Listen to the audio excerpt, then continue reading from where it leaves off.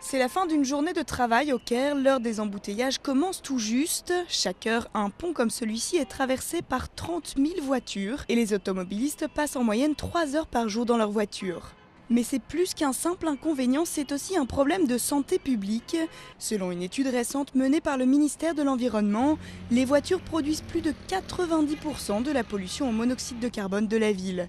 En plus, 21% des véhicules ont plus de 25 ans. Sachant que 30% de la pollution en Égypte est due au secteur des transports, c'est très important de prendre en compte l'impact sur la santé. Par exemple, les maladies respiratoires, les maladies cardiovasculaires, les cancers, mais aussi sur les personnes âgées ou très sensibles.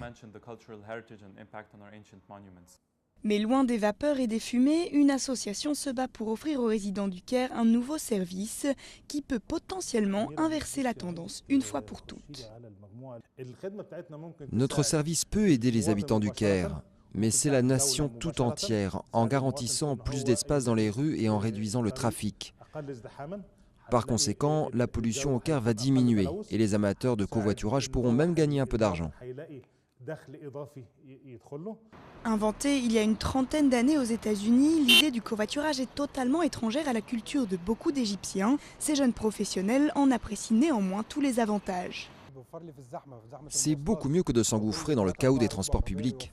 Si une personne sur 3 ou 4 pouvait faire la même chose que nous, cela ferait une grande différence. Et financièrement, j'économise beaucoup, environ 300 livres par mois.